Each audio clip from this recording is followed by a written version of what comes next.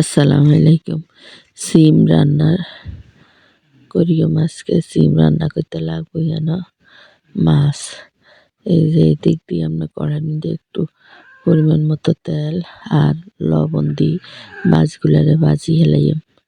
এই পিঠে পিঠ করে মাছগুলো ভালো করে ভাজি নিয়ে নেওয়া হয়ে গেলে কিন্তু মাছগুলারে উঠাই এবার রাখি দিয়ে এক সাইডে রাখি একটা পাতিল বসাই দিলাম, পরিমাণ মতো দিয়ে দিলাম তেল, পেঁয়াজ কুচি এগুলারে একটু হালকা ভাজি নিয়ে নেওয়ার পরে এই জায়গার মধ্যে দিয়ে দিলাম লবণ, পরিমাণ মতো লবণ দিয়ে দিলাম আপনার রসুন বাটা প্রায় আধা চামচের মতো দেওয়ার পরে এগুলারে ভালো করে ভাজি নিয়ে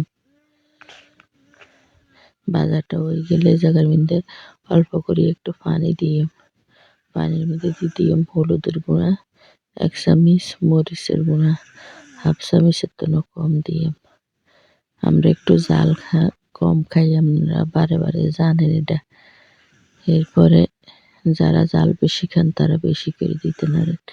এরপরে মশলাগুলা কষাই এলে দিয়ে দিলাম সিম আলুগুলা দেওয়ার পরে এগুলার একটু কষানি হয়ে গেলে এই জায়গায় দিয়ে দিলাম আমরা একটা দিয়ে আর একটা অর্ধেক দিছি টমেটো, দেড়টা দিছি। দেওয়ার পরে 2টা কাঁচামরিচ ফালি করে দিলাম, দিয়ে এগুলারে আবার কষাই দেব।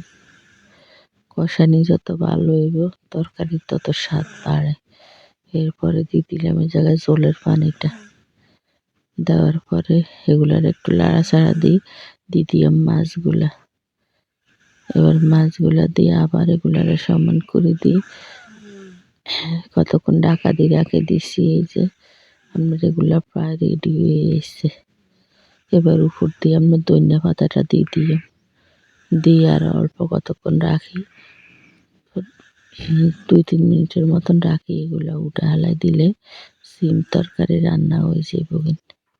যদি আপনার কাছে সিম তরকারি রান্নাটা ভালো লাগে তাহলে একটা লাইক, কমেন্ট, শেয়ার, সাবস্ক্রাইব করে দিয়েন। আসসালামু আলাইকুম।